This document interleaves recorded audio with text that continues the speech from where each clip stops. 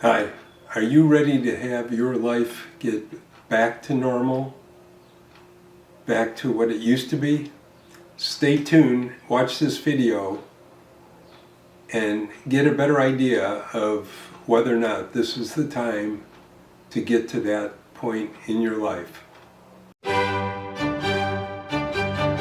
We're at the point where many people are ready to get back to normal. They're ready to get back to their normal lives the way it used to be before they had to shelter in place, before some people who had been infected had to stay indoors and away from other people, including their family.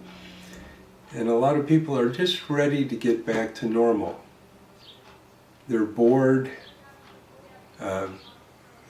They feel like they've made some sacrifices, and it's ready to return to normal.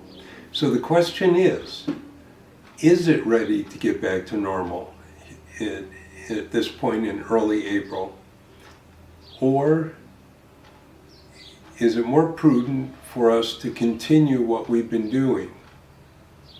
Now, this question has many dynamics and many dimensions, and it depends on many things, including your circumstances and how this has impacted you. For many people, this has simply been an inconvenience. For many kids who have been forced out of school and have to stay at home, this has all been about boredom. And for some people it feels like they're under house arrest, and it's almost like they're in solitary confinement in some cases, as if they had done something wrong and were being punished. But then there are a lot of other people, and many of you watching this may be in that category, where you've lost your job. You were in a profession or an industry that depended on people being close together or serving the public, and this has had a more profound impact on you as you try to keep your life going and pay the bills and put food on the table and things that are immediate considerations like that. So you are among the people that are even more profoundly impacted by this pandemic. And then there are people that are more directly impacted even yet.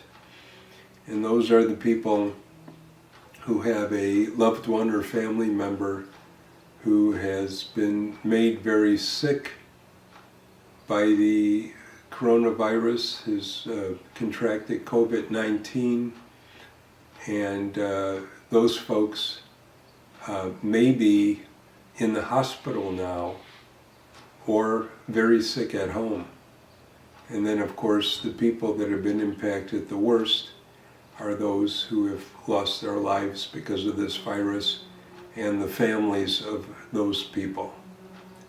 And in those cases, this goes way beyond just being about being bored or being made uncomfortable or whatever way a person feels. Now, one thing that needs to be understood is that there is no cure. There's no cure for certain for COVID-19, and there is no vaccine, and there is very little chance that we will see a vaccine within a year from now. So that means we have no way of protecting people from catching this virus, and although there are some antivirals and some existing cures for some other types of viruses and illnesses that are showing great promise, there isn't anything that we could definitively call a cure for this illness. So without a vaccine and without a cure, the only thing that's available to people who practice public health or people in state or federal government is to try to contain the spread of this virus. It's really the only option out there. And for that option to work, it depends on human behavior. Now, when it comes down to something depending on human behavior, you have to rely on the behavior of millions of people. In the United States, that would be approximately 330 million people. You have to hope that people will do everything that they're asked to do to help contain the community spread of this virus. Now, there are several problems that are facing the experts in containing the spread of this virus. One of those is that 20% approximately of those carrying the coronavirus have no symptoms. So people who feel like they're completely healthy may be out in public around other people and they are infectious. They may have the coronavirus in the back of their throats, and every time they may cough or sneeze or even talk or even breathe, they're leaving some of that virus in the air around where they are. And because of that, this is what is frustrating many epidemiologists and infectious disease doctors and public health professionals, because there are so many people that are out in public spreading this virus, and there is no way to know who they are if they haven't been tested. And if they haven't been tested, there's no way to ask them to stay at home, and there's no way to trace who they've been in contact with, because by doing that, public health officials could try to contain further spread of this illness. But that is not possible. Until you test every single person, and I believe there are places like South Korea where they have attempted and maybe even successfully done that from early on to help contain the community spread. Unless you can do that, there's no way you can slow this down. And that is what is one of the major fears of many infectious disease specialists, and that's what keeps them up at night, is the fact that you cannot contain this. The only thing we can do is attempt to contain it. And the only way we can attempt to contain it is by slowing its spread, which means that people cannot be in close contact with other people, and they basically cannot be breathing the same air. Social distancing helps because it puts a person outside the perimeter of where the professionals believe the virus could get into another person's system through breathing through their nose, for instance, or even into their nose. Now, the problem is that this virus is thought by many professionals in healthcare to be aerosol. What that means is that it could be viable in aerosol. It could be viable in very small droplets or particles when a person exhales or coughs or talks that remain floating in the air, whereas like the flu virus, those particles kind of fairly quickly fall down to surfaces, and they may contaminate surfaces, but they don't stay in the air. With the coronavirus, it is thought that those particles can remain in aerosol form, which means that if you are going out to a public place like a shopping center or a grocery store or some other public place around other people, and you have people that don't realize that they are infected, by talking, coughing, or doing anything else that would cause them to exhale these particles, they could hang in the air, and then you could encounter them and become infected an hour later, because some studies suggest that they could be in the air, especially in an interior location, for up to 3 hours. And so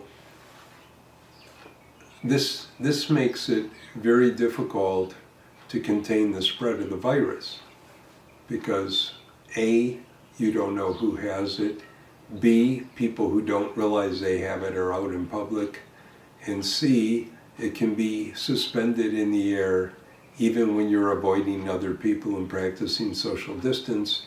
You could go down an aisle in a supermarket and breathe it in because somebody that was infected an hour before exhaled or coughed.